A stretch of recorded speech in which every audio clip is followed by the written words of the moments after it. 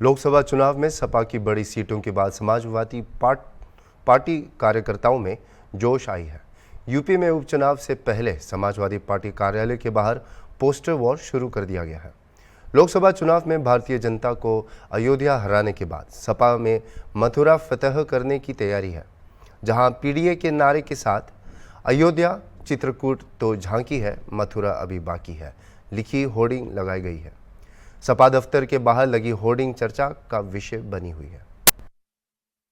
लोकसभा चुनाव के बाद उत्तर प्रदेश की 10 विधानसभा सीटें खाली हो चुकी हैं और उसमें उपचुनाव होना है। उपचुनाव से पहले समाजवादी पार्टी ने अपनी कमर कस ली है और लगातार जो पोस्टर वॉर है वो छिड़ चुका है। अगर बात करी जाए सपा दफ्तर के बाहर की, तो आप तस्वीरें देखिए, एक बड़ी सी होर्डिंग यहाँ पे लगा दी गई है कि अयोध्या चित्रकूट तो झांकी है, मथुरा अभी बाकी है। यानी कि जिस तरह से अयोध्या में समाजवादी पार्टी के अवधेश प्रसाद ने अपनी जीत का परचम लहराया, भारी मतों से विजयी हुए हैं, तो क्योंकि जिस तरह से देखा जा रहा था तो सबसे बड़ा एक मुद्दा था इस लोकसभा चुनाव में अयोध्या का, और अयोध्या में ही समाजवादी पार्टी ने जीत दर्ज करी है। तो उसके बाद कार्यकर्ताओं में उत्साह है और उनका कहना है कि अयोध्या चित्रकूट के बाद अब मथुरा भी वो जीतेंगे। और साफ तौर से पीडीए को संदेशा देते हुए पीडीए भी लिखा गया है। ये कार्यकर्ता अनिल अग्रवाल के द्वारा यहाँ पे लगाया गया है, जिसमें उन लोगों की भी तस्वीर बनी है। और ये होर्डिंग पिछले कई घंटों से समाजवादी पार्टी के बाहर लगी हुई है, क्योंकि जिस तरह से सपा और कांग्रेस जब से एक साथ हुई है, एक बड़े अलायंस के रूप में इंडिया गठबंधन उभर के सामने आ रहा है। और उत्तर प्रदेश में समाजवादी पार्टी ने